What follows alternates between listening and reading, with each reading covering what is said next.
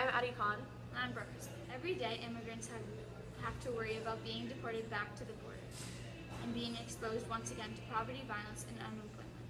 There are lots of people in the United States that believe that immigrants are only hurting us, when really they're making matters better. Without immigrants, our economy would plummet. We are much more reliant on them than what most people think. Restaurants would be closed down, groceries would be more expensive due to no more labor from immigrants. There would be much less in-home nurses to care for the elderly, and houses would be significantly more expensive. There are many acts we can do to help immigrants and our economy. One of these things is an increase in annual H-1B visa cap for skilled workers. Without H-1B permits, it's hard for immigrants to have a well-paying job that keeps them out of poverty with a bright future and present. Right now, the cap is $65,000 per year. We should increase this amount to $125,000. The more immigrants allowed to come in, the more jobs are produced and more positive innovations are brought. The immigrants coming in are more creative and idea-filled than we think. This is an opportunity for a boost in our economy with new ideas and people who are willing to work. Eventually, immigrants will have enough experience in our understanding of the economy that they can start their own companies that form new ideas. All we need to do in order to make this happen is to give out more H-1B visas for skilled workers.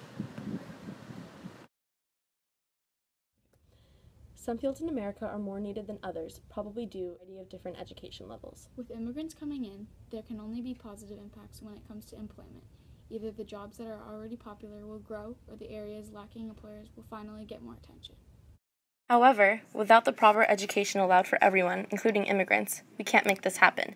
We should uphold the 1972 Supreme Court ruling allowing equal access to education for children regardless of immigration status. Again, some argue that the immigrants shouldn't get the privilege of American education. However, their education in our country would only be helping us. If they're educated, they can start new companies that will create more jobs, and so on.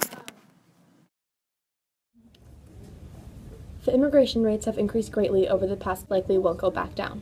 So we should make this as safe as possible. Some think that being granted the right to a driver's license shouldn't be given to someone that's here illegally. However, since it is inevitable for immigrants to come in, we should allow them to obtain a driver's license. This is to ensure the safety of the roads and of the people that are U.S.-born citizens.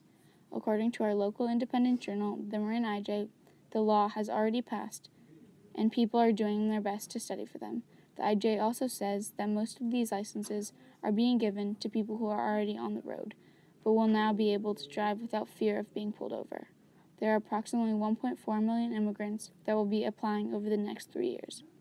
If immigrants live here, it should be required to get their license. It is much safer for the immigrants and us for them to have their licenses. It's highly unsafe for people without licenses and the knowledge of the laws driving around. The people coming in are fighting for a better life, not only for themselves but for their families too.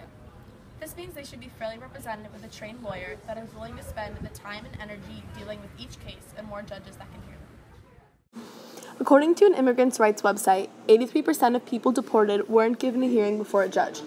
Some think that these undocumented immigrants shouldn't get representation because they aren't citizens and therefore don't deserve it.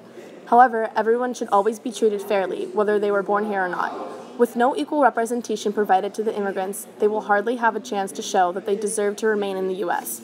According to the federal regulation laws, it states that nonprofit organizations can legally fund the immigrants in need of a good lawyer in court.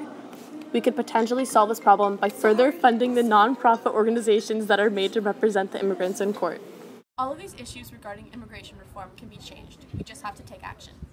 These problems can be fixed if we all work together to make a solution that benefits as many people as possible.